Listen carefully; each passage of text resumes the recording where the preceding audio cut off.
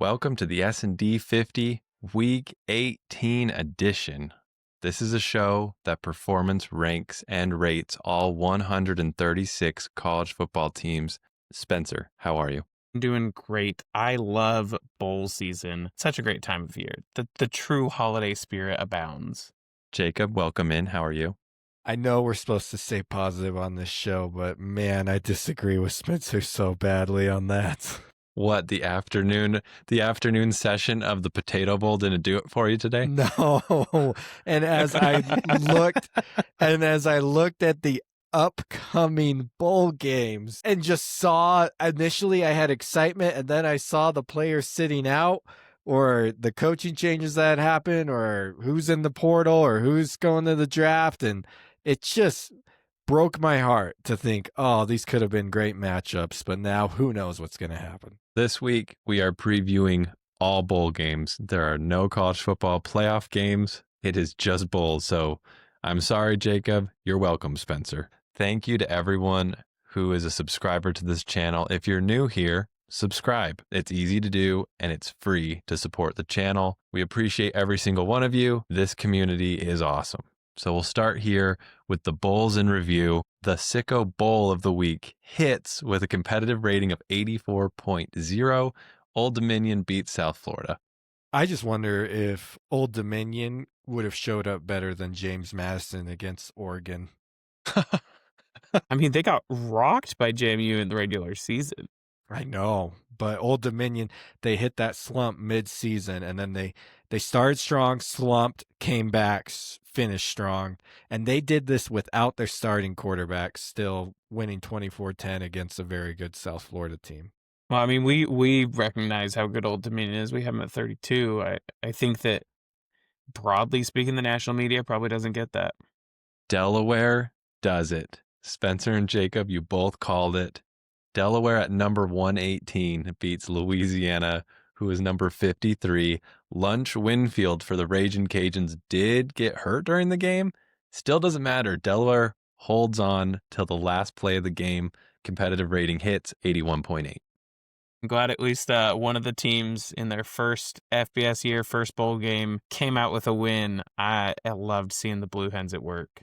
Thank you, Blue Hens, for giving us some good memories here on your first season in the FBS.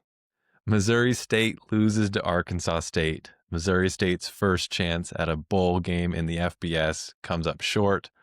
It did have some moments, Jacob. Yeah, it looked like Arkansas State was going to run away with it, but Missouri State makes a mad dash at the end to bring it within striking distance of winning, but Arkansas State able to close it out. This competitive rating did not hit as competitive, though the end of the game was exciting. One of those weird scenarios. Kennesaw State gets boat raced by Western Michigan. We thought this was going to be a good game. It turns out the champion of the MAC is not to be trifled with. Not at all. And this is where a 2014 playoff with every team qualifying for the playoffs would have been fun to see what Western Michigan might have done, because they were hitting their stride. They were a team that got stronger as the year went on. This was like a blink and you miss it kind of game, though, at the start. I saw the game was about to get started. I was at work. Gotta love when you can watch bowl games at work. Literally, I felt like I blinked and all of a sudden it was 14-0. Like, it was so fast that Western Michigan pulled out ahead. And I picked Kennesaw, so I was really worried, and the worries didn't go away. Well, if I'm not mistaken, it was a first play of scrimmage, a run. Yeah, like a 65-yard touchdown run, I think. And then they got like a fumble return for a touchdown or interception or some sort of defensive score immediately following. So 14-0 like that. Yeah, don't stand up to get loaded up on snacks at the start of a bowl game. You could miss some big action. And a rating differential that was 13 points between these two teams had a competitive game rating of 8.8. So the game was one of the most uncompetitive games we've seen all year. It might win the superlative of least competitive bowl game when we get to those at the end of the year. And we were so excited, so that's kind of disappointing. NC State crushes Memphis 31-7. Coaching matters? Coaching matters. Yeah, continuity matters. NC State, they were a team that just kind of hit a midseason slump as well. And I am excited to see what the Wolfpack do next year in an ACC that we saw is wide open. And in a French fry bath, the Washington State Cougars take down the Aggies of Utah State. I think that Washington State, I feel really bad about what happened to them from conference realignment perspective, but I feel like they have enough pull that they're going to behave a lot more like a Boise State out of the new G6 conference they're finding themselves in, as the reformed Pac-12 will be. I think they're going to be able to pull in resources and talent that others aren't. And even if they end up being like a stepping stone to a big school, you have a lot of opportunity to flex those muscles, get boosters and good players. And I think that this is just emblematic of where I see Washington State going in the future. So, of these 6 bowl games, 3 were competitive, 3 were not competitive. We stopped tracking if these games are competitive or not against our season total because of all the holdouts, because of all the coaching changes. Yeah, I mean, at the end of the day, too, it's important to remember our model is not predictive. Our competitive rating, we've been doing a binary kind of like yes, no. We think that a better way to represent it would be a scale, like an expectations, and did we meet those expectations? You'll actually see that in our previews. We've switched this from a yes, no to a scale. So come next season, that's how we'll review games: is do we expect it to be competitive, and did it meet those expectations? Week 17 CFP Round 1 games. Alabama beats Oklahoma 34-24. Miami beats Texas A&M with muscle at Kyle Field. Tulane gets crushed by Ole Miss. James Madison gets crushed in the first half, plays well in the second half against Oregon. Yeah, the second half of that game taught me that James Madison, they can keep up with Oregon's bench players. Dan I Lanning mean, wasn't happy about it.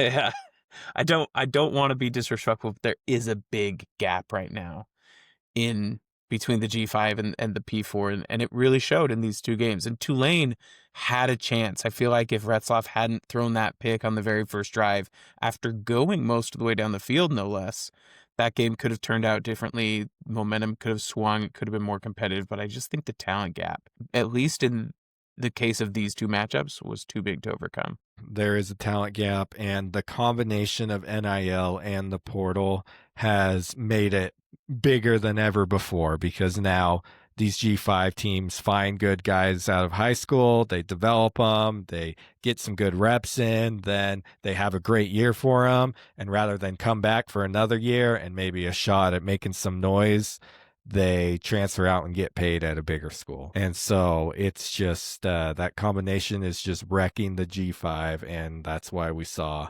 what we saw on Saturday. How are you holding up, Jacob, now that your G5 dreams have been splattered and shattered across the first round floor? Tough, because I know what's coming. The whole college football world is calling for them to change the format to just go straight seeding, top 12 teams, which means it will be very, very hard. A G5 team will basically have to go undefeated, win their conference in order to make the playoffs. And that if they were to do that, it feels like it's imminent. ESPN has groomed us to want that. And so here we go. I hope Tulane and James Madison can hang their hat on this and just remember the day they made the playoffs. You know, I like the idea that's been floated around about how there is an automatic qualifier for the top 5 highest ranked conference champions, provided they finish in the top 20. You know, I think that would have made room for us to say, well, only 4 conference champions finished in the top 20. We're so sorry, James Madison. But I do think that there's a world in which we were able to acknowledge, hey, this freak situation happened with Duke. It's going to be Notre Dame and Tulane at the 11 and the 12. Sorry, James Madison. Sorry, Boise State. Sorry, Duke. But the minimum bar didn't get crossed by anyone. Sorry. And you would have had better matchups too, frankly. You would have had Tulane having to go play Oregon because the 5 seed, as everyone knows, is the best. But then you would have had Notre Dame at Ole Miss, and that would have been much more interesting. Let's talk about the grittiness of Alabama coming back from 17-0 at Oklahoma. Honestly, I think I said this in the preview. I'll say it again here. Neither of these teams feels like a true playoff contender. So I'm totally unsurprised that this game was competitive, that it had a big swing one way and then a big swing the other, and was a fun game to watch. These two teams were evenly matched. Really interesting that they split the series road and road, but I just kind of assume that neither of them is going to advance. There is a talent gap, not nearly as big of a one. They could win the next round, but I just don't see either of these teams beating Indiana. So at this rate, I just don't see Alabama beating Indiana. I wouldn't call it a talent gap, Spencer. I'd call it a coaching gap. You do not mess with Kirk Cincinnati and the Indiana Hoosiers. That's what has brought them to this number 1 overall seed. Miami, we have talked a lot of flack about Miami and Notre Dame not getting in. Miami winning was impressive. However, I was shocked by Marcel Reed's inability to perform in the big moment at home. It makes me think, as you look at this Texas A&M team, just had one loss, but as hard as it might sound, kind of had a cupcake SEC schedule. As most people would never say that. Here's another game that, like Spencer said, I really don't think Miami or A&M are true playoff contenders, at least to the top 4 teams. So it's another game like, cool, good for Miami, but also I think Notre Dame would have destroyed both of you guys. In fact, the last 4 teams, Alabama, Oklahoma, Miami, Texas A&M, I think Notre Dame would have won by 2 scores against all 4 of those teams. So good for Miami. I guess they've proved the committee right. I don't know. They haven't proved anything to me yet. They got to go to Ohio State and do something. That will prove something. Too bad it's not a true road game. In an expanded playoff, all the bye teams would also get a home game, and that would be exciting. The FCS semifinals did have some excitement. Yes, it did. If you are ever looking for some good entertainment on a Saturday afternoon, then you hear Montana State are teeing up on each other. You have to turn that on, especially in the playoffs. Those players, don't you love it when you just turn on a game and you just see bodies like flying across the field? Hits are a little bit harder. The celebrations are a little bit bigger. The taunting is a little bit more, and that's what you get with Montana State. Great game. It was neck and neck. Montana State started off strong. Montana came back, took the lead after being down, what was it, 17-3, something like that. It was 2 or 3 scores, but they came back, take the lead. So Montana has had an all-conference safety, just transferred in there this year out of BYU, Micah Harper. He got hit with a targeting call. Montana State was just up by 3 or 4 points at that point. It was back and forth, and right after that happened was when Montana State opened things up on a 3rd and 20. They hit an 83-yard passing play for a touchdown, and Montana State ended up running away, and here they are in the national title game for the 3rd time in 5 years. Illinois State's Cinderella dance does not stop at Villanova. They handle the Wildcats, and they made it feel like it was a home game for them when I watched the end of this one. Oh, yeah, and that this is now their 4th playoff road win in a row. They've been underdogs in every game. Rittenhouse continues to pile up the helmet stickers.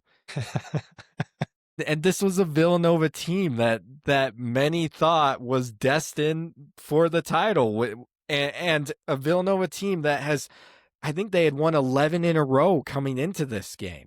So this was a hot team, just took down Tarleton, who was the team with the 2nd best odds to make the national title game. They go in, take down Tarleton. Illinois State comes into Philadelphia, just makes quick work of the Wildcats. Never was in doubt. This national championship for the FCS feels like you cannot go wrong because you don't have a Dakota school. You have 2 schools who have not won national titles in recent memory. Yeah, last time Montana State won a title was 1984. First national titles. They've like I said, it's their third appearance in 5 years, but they've lost both appearances. Last year, they were 15-0 going into the title game and lost in a heartbreaker to North Dakota State. And so it felt like last year was their year to get it, but I think lessons are learned. They got their star QB, Tommy Malott, was their starter for 3 or 4 years. He gets drafted. New guy comes in, Lamson from Stanford transfers in, and he has just picked right up where touchdown Tommy left off. And it looks like it wasn't last year, but they are back for redemption this year. Here are the current standings of the S&D 50 Bowl Challenge. These are our top 12 submissions. We have MK Psy at number 12 with 8 points out of the possible 13. We now have a giant cluster of 9-point submissions. We have Nate, myself, Lucas F., Bacon Inferno 2, Bruce Willis, Josh, and Lil J. Wandy, all at 9. We have James at number 4 with 10 points. Nathan number 2 with 10 points. Nathan number 1 with 11 points. Same email, 2 submissions, both in the top 3. Quite impressive. And Luke S. at number 1 with 11 out of 13 possible. Now, Jacob and Spencer, where does that leave you two? Yeah, I'm wondering. Spencer's currently in 23rd out of 40. Jacob is in 27th out of 40. Hey, we're nipping on the heels of that top 10. Yeah, I mean, what do I have, like 6 points? 6 points, 6 or 7. Jacob has 6 points. Well, Spencer had a tough day. Was that on Friday? I think he went don't talk to 0 me for about 3 it. that Let's day. Skip. That was a tough day for you, Spencer. I was busy. It was a busy day at work. Let's not talk about it. It's safe to say that everyone in this top 12 really knows ball, if I do say so myself. No, Wow. you guys just really loved the G5. That's what we'll say. Yeah, we let our faith blind us. Although I did not pick James Madison. Only one of us can hold to that honor. Hey, Again, they won the second half. Winner gets a $50 Amazon gift card. We will continue to update this weekly through the national championship, and then we will crown our own champion. Let's preview some bowl games. These are all the bowl games between December 23rd through December 30th. We start with the Bowl of Beans, the Boca Raton Bowl sponsored by Bush's. And saying Bowl of Beans might be my favorite thing that's happened in a long time. I appreciate that they co-opted the fact that it's a bowl game to do a bowl-themed bowl. But more than that, I appreciate Louisville making an appearance here, getting one last shot to get back into the 50 to take on Toledo out of the MAC. I still have faith in the Louisville Cardinals. I think they missed some opportunities, but this is a good matchup. I'm a really big fan of bowl games that feature G5 and P4 matchups. That just made my day, Spencer, hearing you say, I still have faith in the Louisville Cardinals. I was waiting for that line, waiting for, it's always, I really like this Louisville Cardinal team. Anyways, I do not think that they're going to crack the top 50. I do think this will be a close game, but the Toledo Rockets are on a heater as of late, so I think they're gonna take this game. I've got Louisville, unsurprisingly. And I am going with Louisville. I know, Jacob, we do love the G5, but losing Jason Candle, Toledo will not have the continuity that Louisville currently has. So give me the Cardinals. The New Orleans Bowl, featuring Western Kentucky and Southern Miss, two teams that both narrowly missed conference title appearances. This one's a fun one between Conference USA and the Sun Belt. Yeah, basically two of the second, third place teams in CUSA and Sun Belt facing off on each other. And Southern Miss, they found their new head man. Charles Huff left to Memphis, and they promoted their offensive coordinator, Blake Anderson, to be their head coach. The man has previously won 2 Sun Belt titles over at Arkansas State, as well as a Mountain West title at Utah State. So he gets another shot to be a head coach. Really like that hire. I think they're going to keep building on what they produced this year. Yeah, I want to make a quick call out here as you're looking at this too. You mentioned these are second, third place teams in the conference. As you look at the data that we're showing, the conference rank is not where they would be in their own conference standings, which is a win-loss metric. It's where do they rank in the S&D ratings among their conference. So that's why you have Southern Miss, who is basically a win away from their title game, sits at number 8 in the Sun Belt because we have 7 Sun Belt teams rated higher than them, even though they might be higher up in the Sun Belt standings. Jacob, who do you have winning? Do you even have to ask? My Southern Miss Golden Eagles. Let's say it with me, everyone. Southern Miss to the top. This is going to kickstart their 2026 campaign. You know, I think Western Kentucky's looking to get back into rhythm after missing out a chance on the CUSA title game. Give me the Hilltoppers. Continuity, continuity, continuity. Western Kentucky's had a good year. I'm thinking that they can make something happen in this bowl game. UNLV and Ohio. If you watched our short that dropped yesterday, Jacob said it best. This is the tale of two coaching situations that could not be more opposite. We have Ohio, who just recently fired their coach for cause. We have Dan Mullen, who's doing such a great job at UNLV. People are surprised he's there. Yeah, and initially, when I saw this bowl matchup, I really liked the Bobcats in a little bit of an upset. Ever since their coach was fired for cause, it's looking pretty obvious. There's a lot of turmoil going on with that program, so give me the stability with UNLV. Yeah, you know what? I wish I hadn't locked in my picks before that news. It's crazy to just have that to fall back on. No, I think UNLV would have had a case to win this game either way, but I actually had the Bobcats winning. It'll be interesting to see how much that drama affects the team and the players and the staff that they have. So I think I like where Ohio's been the last couple of years. I think that they had a shot and really just didn't capitalize in a couple of key games. These two do have a common opponent, and that's Miami of Ohio. I think Ohio took care of them better than UNLV did. UNLV escaped that game with their life, so give me the Bobcats. UNLV's scrappy. They've won 10 games. Everyone wants to call them fraudulent who's been watching ball. I'm hoping they can get another win here and make it 11, and then we'll really question how they won 11 games. It's worth it to note, too, that UNLV's best win is against a team rated lower than them, and their worst loss is a team rated higher than them. So they're one of several teams that fit that mold, which means you lose the people better than you and you beat the people below you. The Hawaii Bowl featuring Hawaii and Cal. Jacob, your Cal Bears make an appearance here. Yes, and I like their chances. You know, this is one where I initially want to pick my G5 team in Hawaii. Hawaii's had a good year, 8-4, 5-3 in the Mountain West. They were really close to making the Mountain West title game, but I like the Calgorithm. They're going to finish strong. They got Tosh Lapoi coming in. Let's get this new regime started off right and see what the Cal Golden Bears are going to do next year. You know, Cal, they could have gone undefeated in ACC play. It's the season of what could have been for this team. That 7-5 record, I think, really undersells how deep and how talented this team is.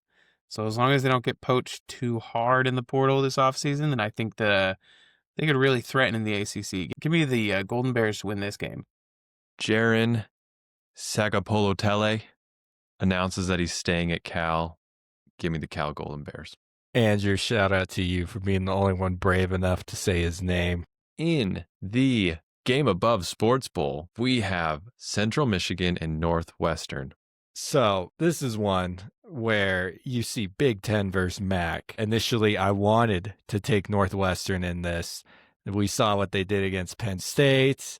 They had some big wins through the year, but I'm going with the Chippewas on this one because backup QB Angel Flores is back. Now, you might be thinking, he's a backup QB. How is this going to affect this game?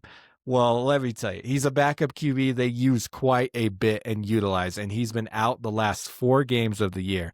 And with him out, they've only averaged 100 yards rushing the game. He's using the run game a lot.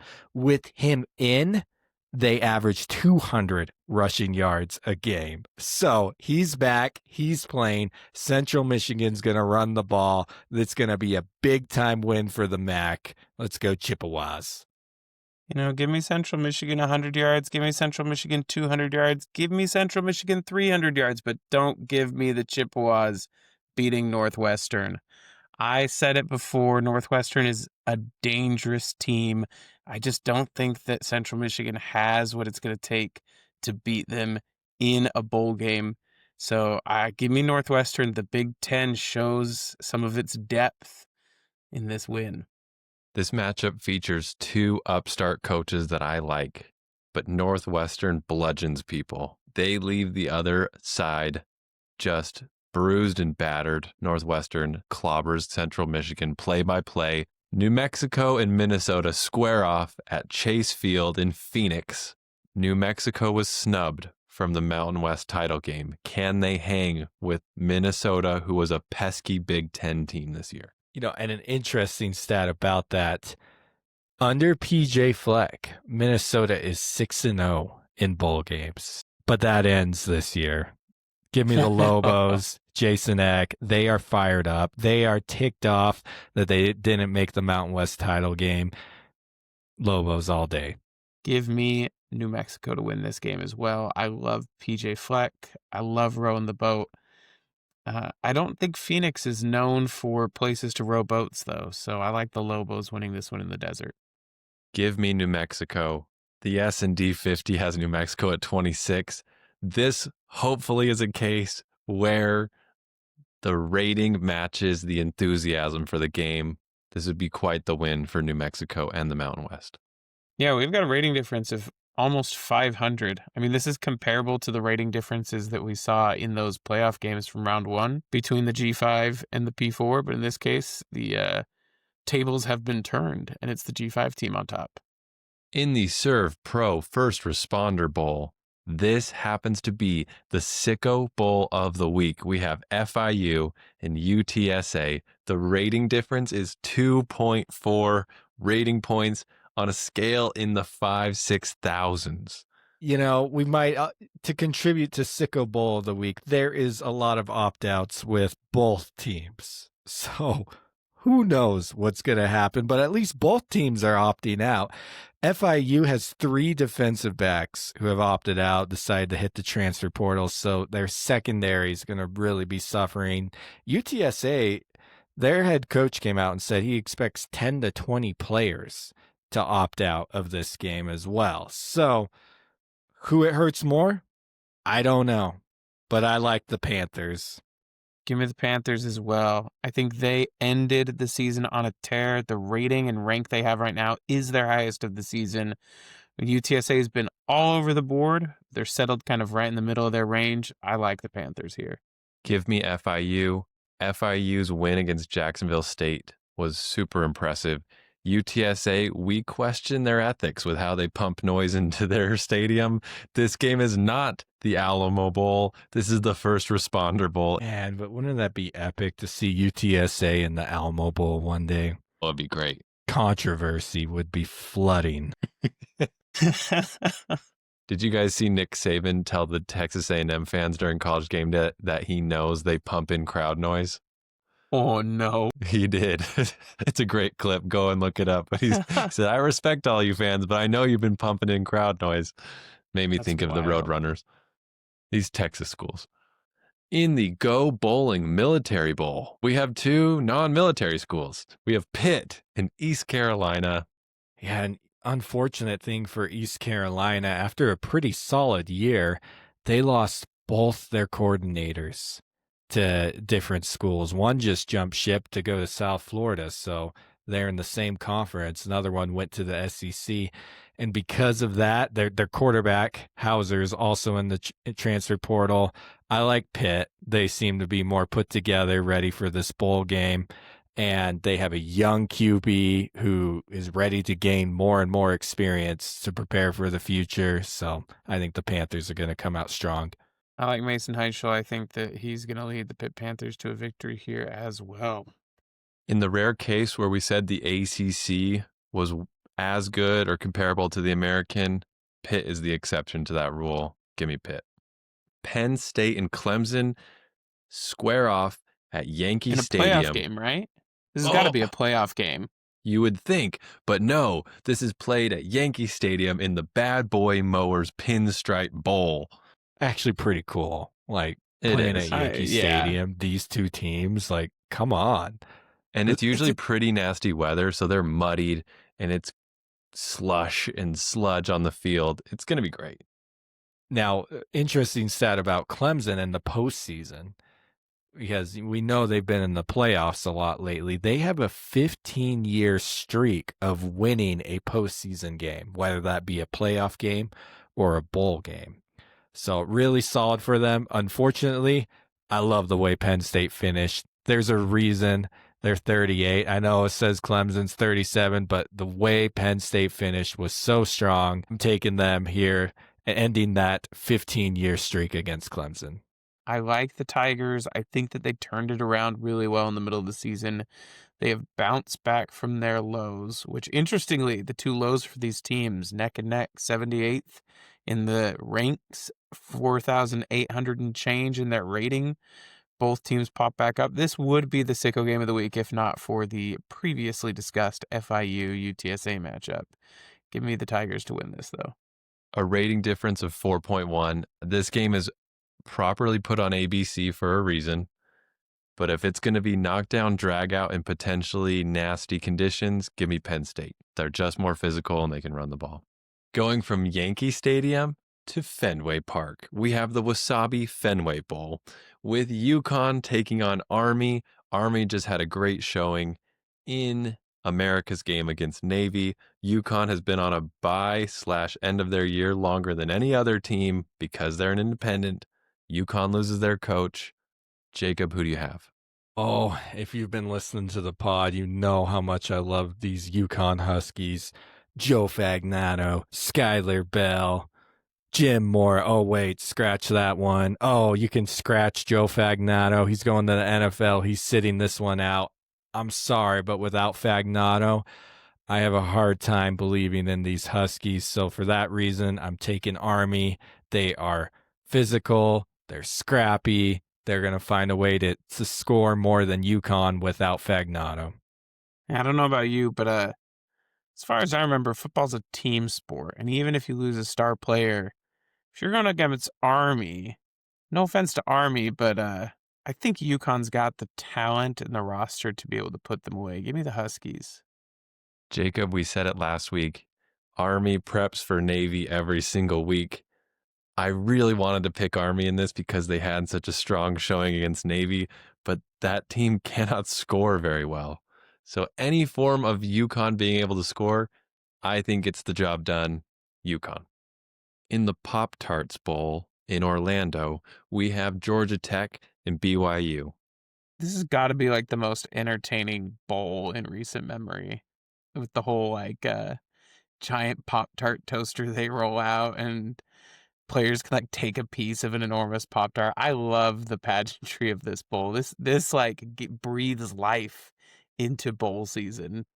Everything from the trophy being a toaster to eating a mascot. You're right, Spencer. It's as good as it gets in bowl season. And I like BYU in this bowl game. I think they're going to come out ticked off that they didn't even really get a legit shot at an at-large bid there at the end of the season.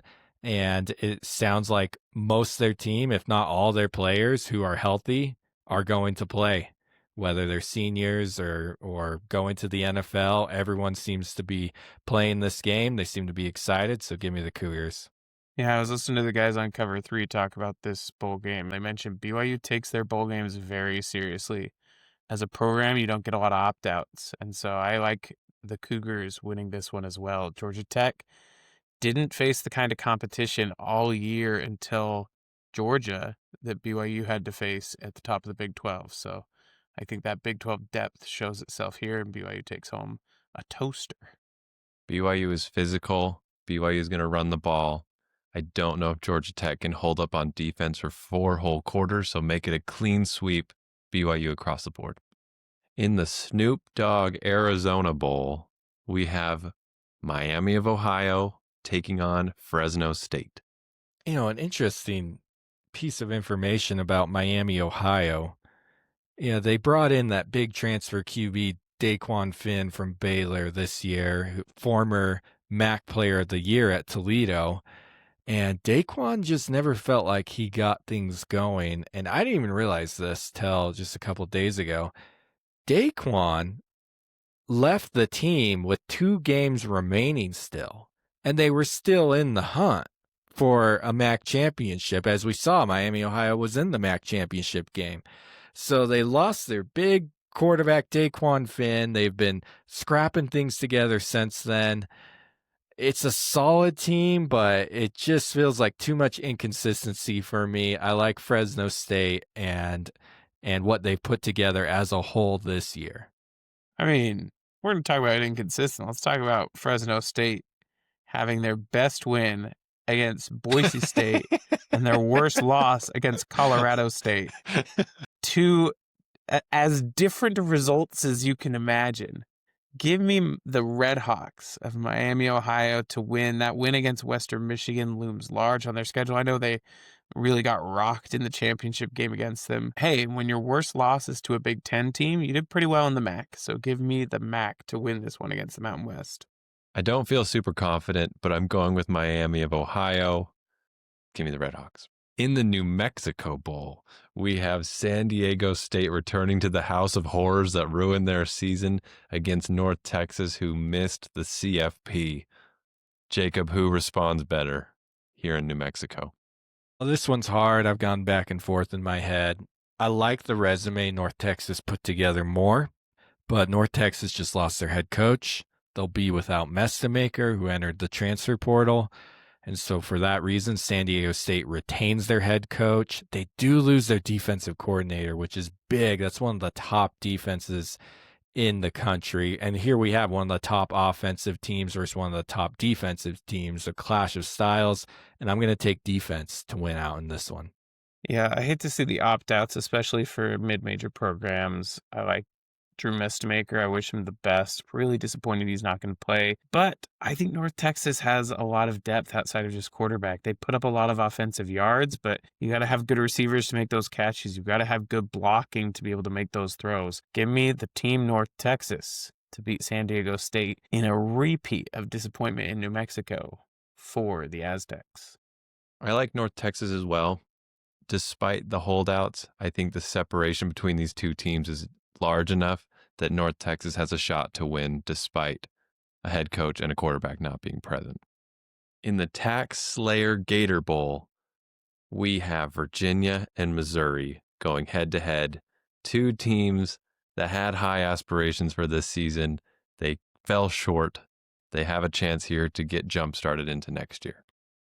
Let's see. This game is not being played in Columbia, correct? Well, that's all I need to know then. Give me Virginia.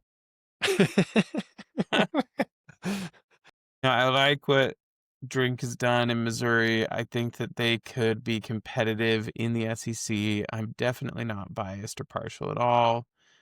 So in this one, give me Virginia. I like the Cavaliers to beat the Tigers. I think that they had just a really disappointing result against Duke in a game that they let get away and then they got back into and then they let slip away again. I think that they're going to come out hungry to prove that they can compete at a high level. And so give me Virginia to win the Gator Bowl, taking down Missouri outside of the state of Missouri. A rating difference of 109 is not a lot. I expect this game to be close, but I think the athletes are better for Missouri, so give me Missouri. In the Kinder's Texas Bowl, we have Houston staying in the same town where they are located, playing LSU, with a rating differential of 79.1 between these 2 teams. Jacob, is it surprising to see Houston so closely rated to LSU? The College Football Playoff Committee would say so. But actually, they're pretty high on Houston.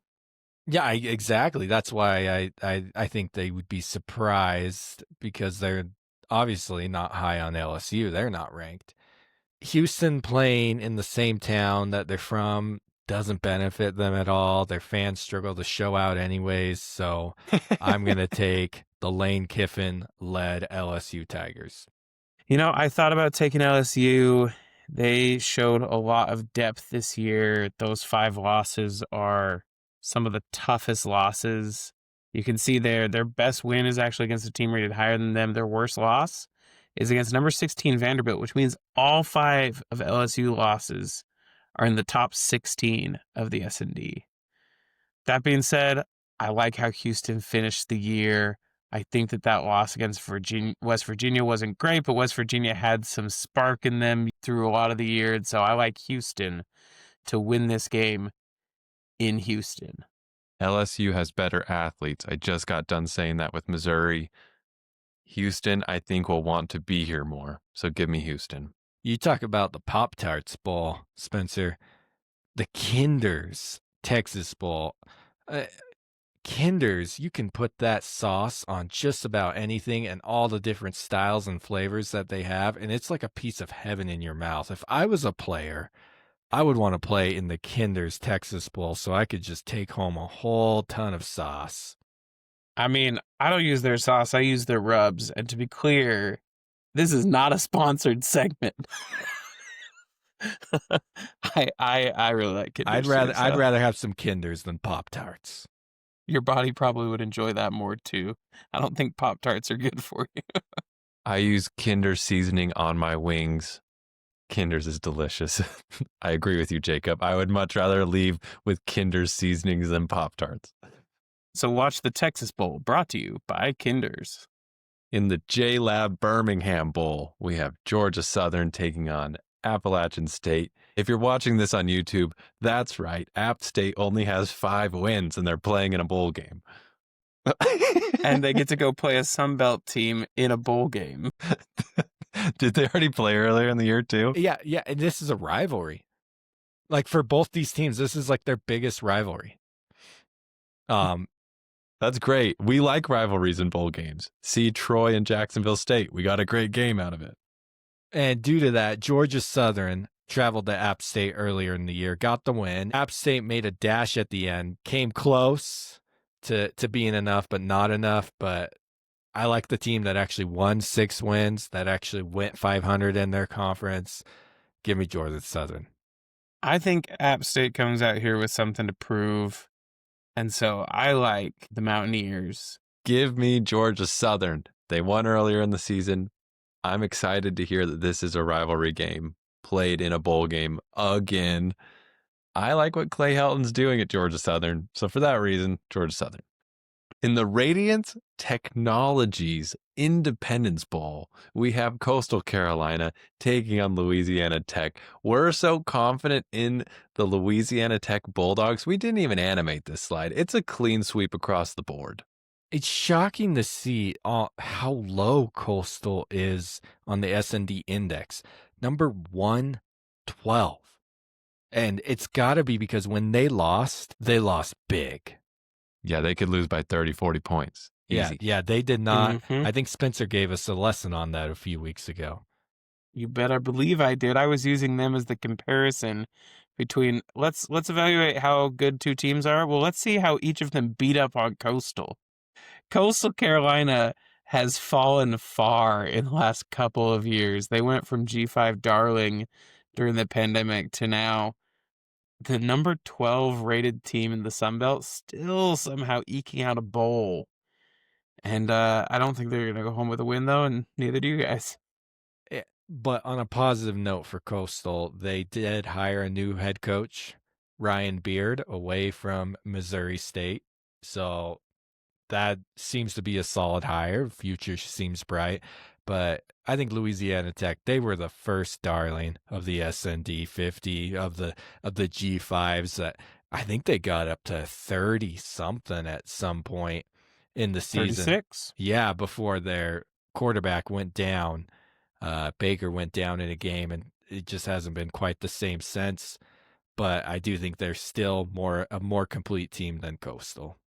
In the Liberty Mutual Insurance, Liberty Bibberty, we have Tennessee and Illinois squaring off. These are 2 teams that are very talented in roster, that underachieved in conference play. they get a chance to make it right here in Nashville.